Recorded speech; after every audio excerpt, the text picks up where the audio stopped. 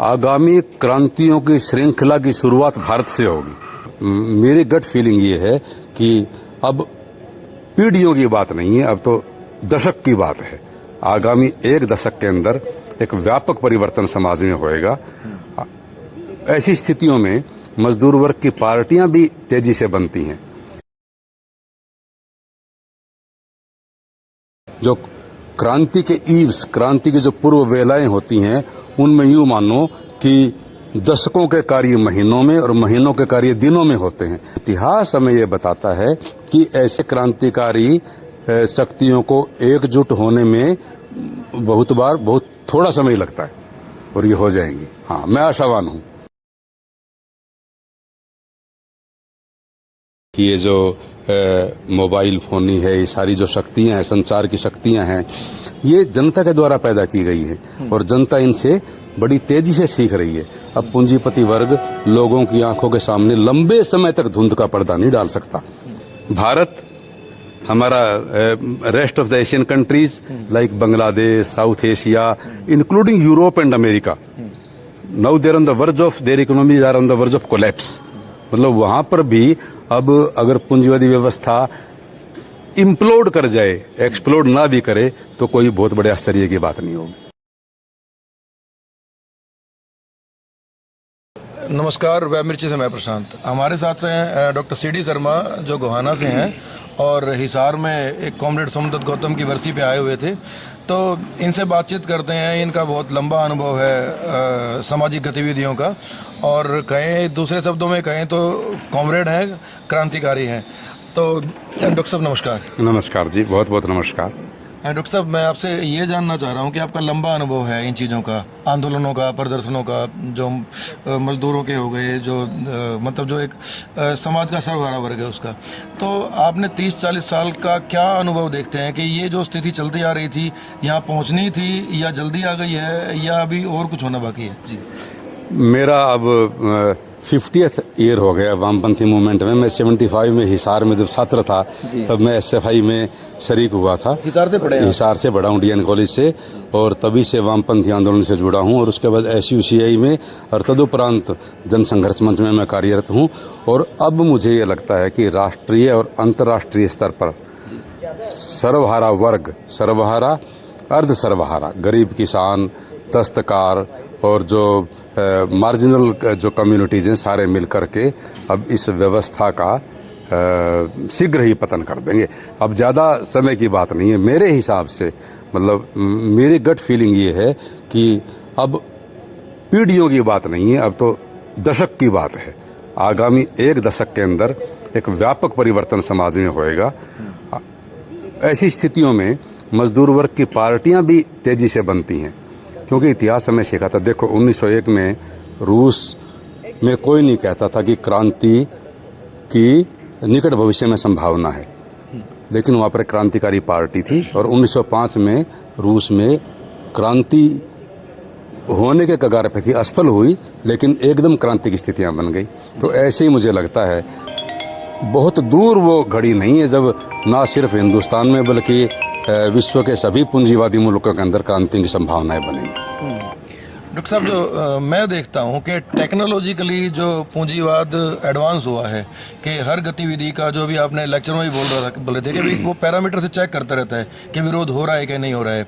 तो उन चीज़ों को यदि हम देखते हैं कि जैसे श्रीलंका में विरोध हुआ, जो बांग्लादेश में विरोध हुआ, कि तख्ता पलट कर दिया गया, लेकिन उसके बावजूद भी सरकारें तो पूंजीपतियों की रही हैं। बिल्कुल बिल्कुल, सरकारें पूंजीपतियों की रही हैं, लेकिन ऐसी स्थितियों में मजदूर वर्ग की चेतना और क्रिया बढ़ने की भी बहुत संभावनाएं होती हैं, और वो बड़ी तीव्र गति से बढ़ती हैं।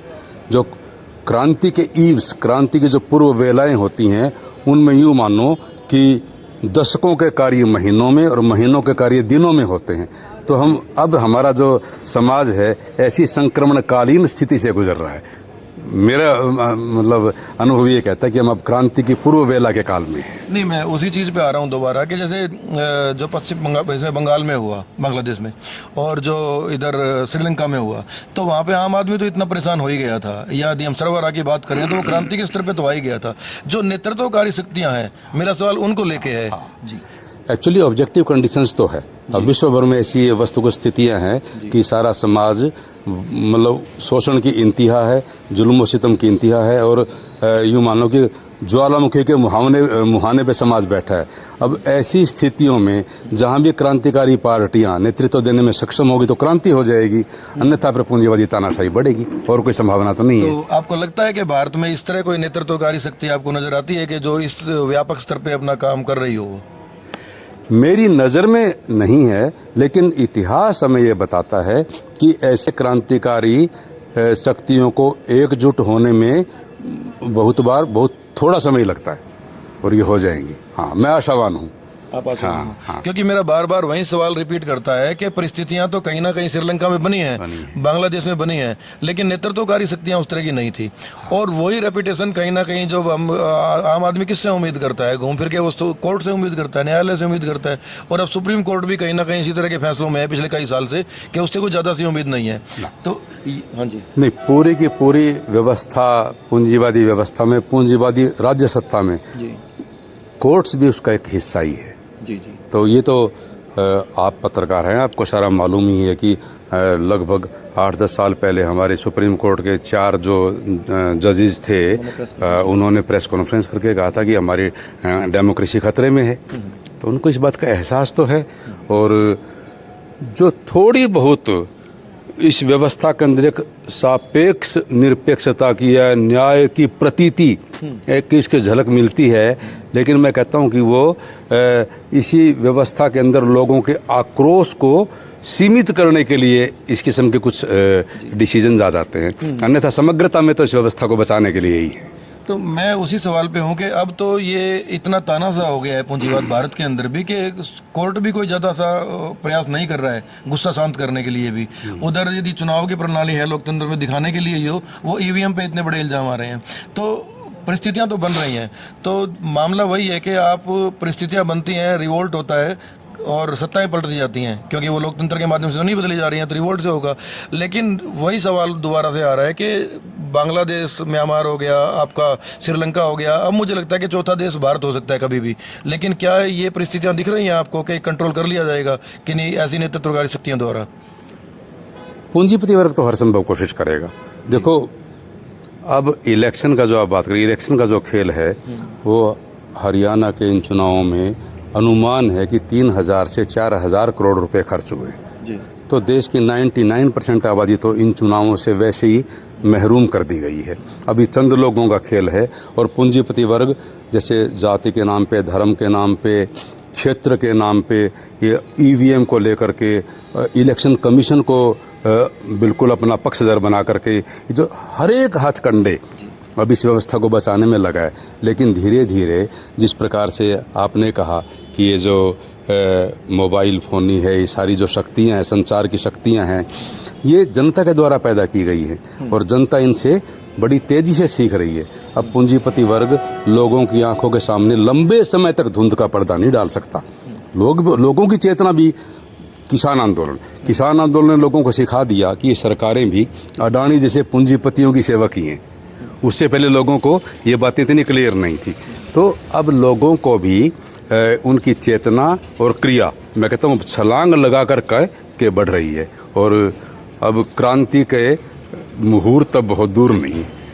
आखिरी सवाल है मेरा कि बहुत सारी शक्तियाँ यदि हम कंट्री वाइज देखते हैं, देशों के अनुसार देखते हैं, तो मान लीजिए कि अमेरिका जो प्रभुत्व वाले देश हैं वो पूंजीवाद की तरफ देखते हैं, तो क्या आप रूस को और चीन को उसी दृष्टि से देखते हैं? क्या वो समाजवादी दृष्टिकोण से काम कर रहे होंगे? बिल्कुल नहीं, वो भी एक साम्राज्यवादी खेमा ही है, रूस चीन का भी।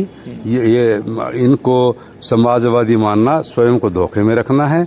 वहाँ पर वही मालिक और मजदूर के संबंधों के तहत उत्पादन होता है, कमोडिटी प्रोडक्शन है, और ये नामधारी कम्युनिस्ट पार्टियां हैं। ये बेसिकली बड़े बड़े धन्ना सेठों के गुट के प्रतिनिधि हैं ये। तो फिर ये मान लिया जाए कि यदि भारत में कोई ऐसी परिस्थिति आती है और कोई नेतृत्वकारी शक्ति उस पूंजीवाद को हटाने में कामयाब होती है, तो वो एशिया का पहला देश होगा?